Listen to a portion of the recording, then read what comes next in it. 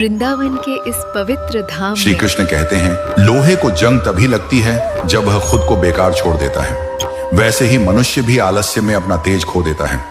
किसी को गिराकर खुद ऊपर चढ़ने वाला व्यक्ति ज्यादा देर तक टिक नहीं पाता, क्योंकि सच्ची ऊंचाई मेहनत से मिलती है। बारिश के बाद मिट्टी की खुशबू उसी को मिलती है जो उसे महसूस करने का समय निकालता है। वैसे ही जीवन की खूबसूरती भी धैर्य रखने वालों को मिलती है।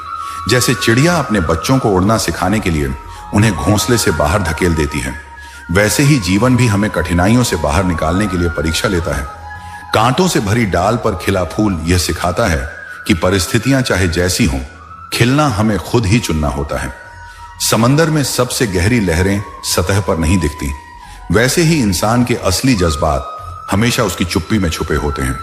जैसे सूरज के निकलने से अंधकार खुद भाग जाता है, वैसे ही सच्चाई सामने आने पर झूठ टिक नहीं पाता। जो पेड़ सबसे ज्यादा फल देता है वह सबसे ज्यादा झुकता है, वैसे ही सच्चा ज्ञान विनम्रता लाता है। कभी कभी टूटना जरूरी होता है, क्योंकि मिट्टी का घड़ा टूटेगा तभी नया और मजबूत घड़ा बन सकेगा। श्री कृष्ण कहते हैं, अपनी ऊर्जा उन्हें साबित करने में मत लगाओ जो तुम्हें गलत समझने पर अड़े हो। अपना कर्म ईश्वर को समर्पित कर दो, वही तुम्हारा साक्षी है। अब इसे सरल भाषा में और गहराई से समझते हैं। दुनिया में हर इंसान को हर कोई समझे ये संभव ही नहीं है। कुछ लोग आपको देखकर, कुछ सुनकर या अपने अनुभव के आधार पर आपके बारे में राय बना लेते हैं, और कई बार चाहे आप लाख कोशिश कर लें, वे अपनी राय बदलने को तैयार नहीं होते। यह एक कड़वा सच है कि ऐसे लोग सच से ज्यादा अपने दृष्टिकोण से चिपके रहते हैं।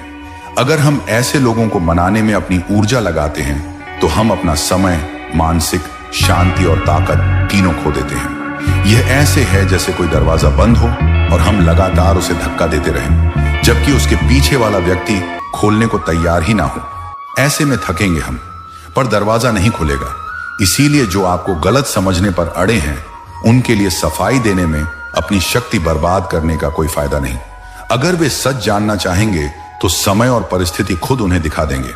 श्री कृष्ण का यह संदेश गीता के उस सिद्धांत से जुड़ा है जिसमें वे कहते हैं, कर्म करो, फल की चिंता मत करो।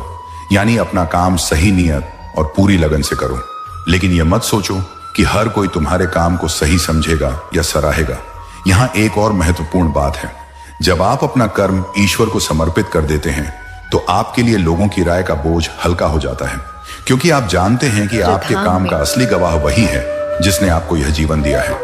अगर आपकी नीयत साफ है तो ईश्वर ही आपके मन, आपके प्रयास और आपके सत्य को जानता है।